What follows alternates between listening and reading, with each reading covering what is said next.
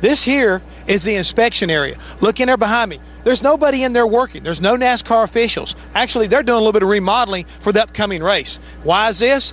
The COT car requires less as far as inspecting is concerned during testing than ever before, because NASCAR has already done that back at the shops. So they don't have to have the inspectors down here that they normally do, with the template room open, with the height sticks open. They feel like the teams know what they need to do, because normally when you come down here, you will see a lot of guys working on these cars feverishly trying to find an advantage as far as aero is concerned, but not this time. Most of the time during testing, what you would see around these race cars would be a lot of guys working, trying to make new panels as far as the front fenders are concerned. They'd be English wheeling a new maybe A-post to try to change the shape here to make the air flow down the side of the car. Even through the B area of this, maybe the door, we'd be changing the shape just a little bit. Or especially back here in the C-pillar area, there'd be a lot of panels that would be put on and off trying to keep the air off the rear spoiler.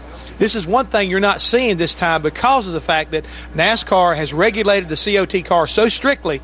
There's no need to bring all those specialized body people as well as engineers down here to work on this aero package. It doesn't exist. The onboard computer and the information the guys are able to get off of it after the run, and how important it is as they leave Daytona, taking this information back to the shop so the engineers can take some more time to break it down and better understand what they may need to do to make these cars drive and run faster before they come back here in February. As you see, the onboard computer mounted on the dash area, all that information is assembled and basically taken during a run or runs during drafting or single car runs. And when a car comes in, information is brought from there back over to this table.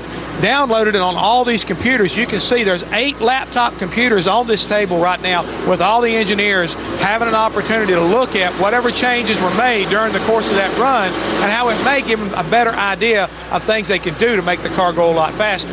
Again, understanding they're not allowed to do a lot of body work nowadays on the COT car, so working on the handling and keeping the car down low around the racetrack and keeping it smooth is going to be so important, not only managing the tires, but finding speed around this very rough racetrack here at Daytona. So the information that comes from this car and from all this test data going back to the shop, well, that could be the key to victory when it comes to Daytona in 2008. What the guys have learned and what they're working on is trying to get the cars to drive better. And how they've done that? By building a better race car. In 2008, this new COT has got a lower and a better CG. What is a CG? It's the center of gravity, which kind of runs right through the center of the race car.